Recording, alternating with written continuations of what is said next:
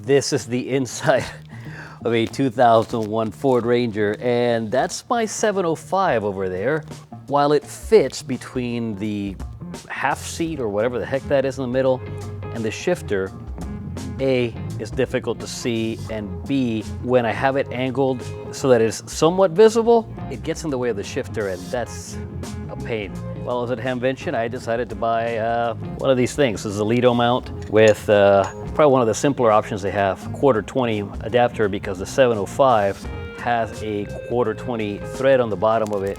It also means I'm gonna have to remove my 705 from the cage, which I'm not super happy about, but it is what it is. I also bought one of these mic holders, and I think I bought the wrong one. I hope I didn't, but I think I bought the wrong one. I thought it had a little type mic, but I think it's a clip type mic. We'll see if it fits in there. So let's get through the process of getting this done. I'm gonna go ahead and disconnect the 705 from the antenna and the external power. I'm gonna disconnect the microphone. I need to get my Allen keys and undo this cage. Actually, I gotta see if this cage will, I don't think that's enough thread to get through the cage and get secure, but we're gonna see. Okay, so the cage has a the 1/4-20 screw on the cage is metric 4mm wrench to get it off. Let's see what the other two screws are. Actually, let me make, yeah, that's never gonna, that screw needs to be at least 3 times as long in order to make it through into the cage. I really wish it would fit, because that would be nice. Time to get rid of the other two. So the other two appear to be metric 2.5. And I'm gonna keep this cage around because I still wanna use it for when I do parachute mobile. I like having the cage on it. Maybe I'll engineer myself a way of extending the LIDO mount bolt, but there's my dusty 705. Yes, it is dusty because I do use it. And this truck, it's a 2001, it doesn't have air conditioning. Well, it does, it's just, it doesn't work, and I'm not gonna put the money into fixing it. At least not the air conditioning. Mechanicals, yes. One of these days, the air conditioning, maybe, but not right now. So that's out of the way. Let's see, this articulates here, and then captures the ball there. I think I have to take, yeah, I'm gonna have to take the whole thing apart.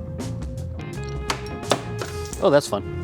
I'm also probably putting the cart in front of the horse because I need to mount this arm on the seat rail.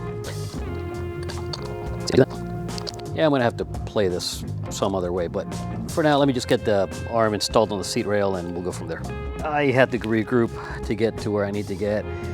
There is a bolt under, well, this thing has comes with several different of these mounts, and you can see that they index on the bottom of the bottom, Carlos, the bottom. They index on the bottom of the arm with that pivot, and then a bolt goes through, and then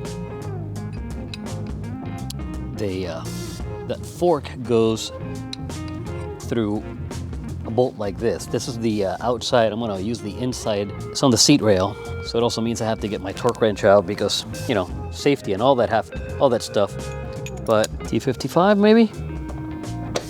Yep, T55. So that's a T55 bolt.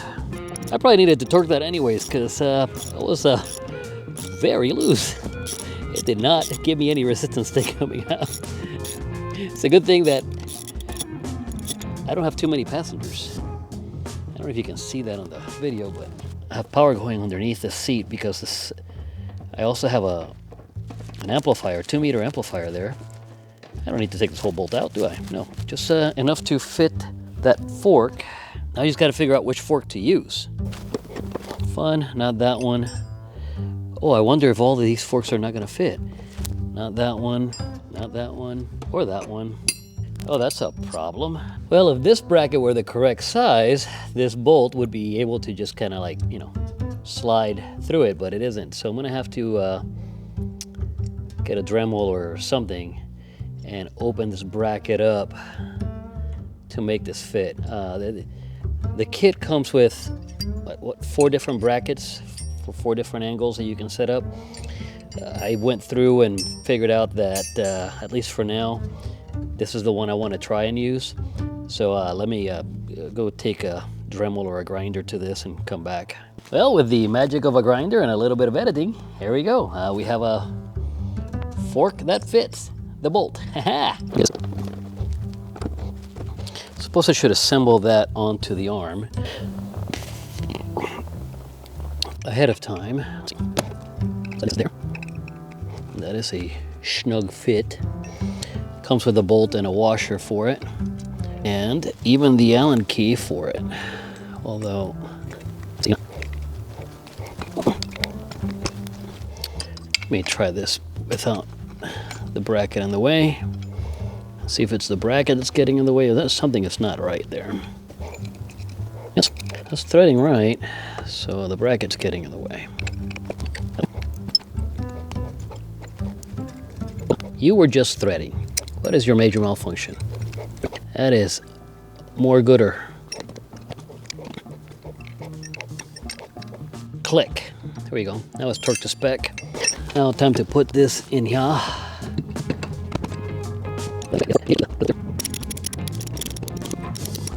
Click. Okay. That's my non-standard torque wrench for now. Again, it's a good thing I don't have passengers in here very often, because that way I don't have to worry about this arm getting in the way. Now that I have it there, let me move the camera so that you guys can see this better. Now that the arm is in place, I should be able to just undo a couple of turns on this. That's a sneaky one. You know what I didn't take into consideration? The patch of my coax. I'm gonna have to get a longer piece of coax to go from my amplifier to my radio. I really am. Boy, that's a great realization. I need an extra foot. Anybody got a cable stretcher handy? The magic of having weird cables and connectors. So I somehow managed to have this BNC to SO239 and then this coupler. Is it perfect? No. Is it gonna work? Yeah. Let's get this connected. Okay, let's see. Before I put it away, there's my 2-meter amp, and antenna feeds into it on this side, and then this is a trigger for a relay, I think, if I remember right. Obviously not in use. There's the patch going to the radio, and this lives happily most of the time under the seat. Why aren't you going under the seat? Here we go. Woo! Out of sight, out of mind, out of the way. 705 is there. Time to, let's see, will my power connection make it? Oh, just barely, but it'll make it. I'll undo one loop just to give it some love. Take some of the strain off. The real question is, do I want to put some zip ties around this to keep the coax? You know what? I think I'm just going to leave the coax just wrapped around that around that post. It's good enough. And if I've done everything right, you know, I'm going to have to take this thing outside because my antenna is a mag mount and I don't have enough. Let me see if I can get enough clearance in my garage to set up this mag mount. Last but not least, mic holder. I do this one-handed. It's difficult. Switch over. Snug. And good enough. Here we go. Power to my amp is on. I need to fix the display on that. Call sign on that. Let's go to meters and let's see what kind of SWR we get. I'm trying to call the local repeater. K9 OL testing on 7.6. I can actually turn that down now that the speaker's close to my head. Had a really big bump of SWR on there, but it settled at less than 1.5. K9 OL testing on 7.6.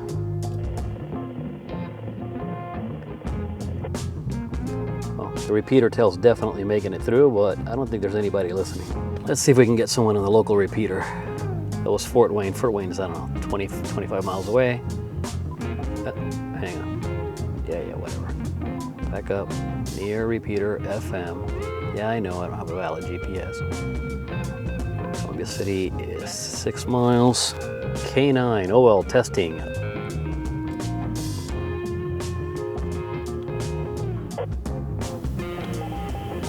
Well,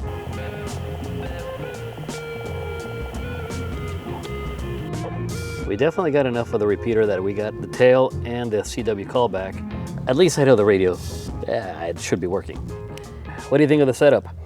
It's out of the way of the stick. Let me put my foot on the brake here. This thing shouldn't roll, but, and then, yeah, all the gears are, I can go through all the gears and I don't have to worry about the radio. Catch you guys on the next one, 7-3.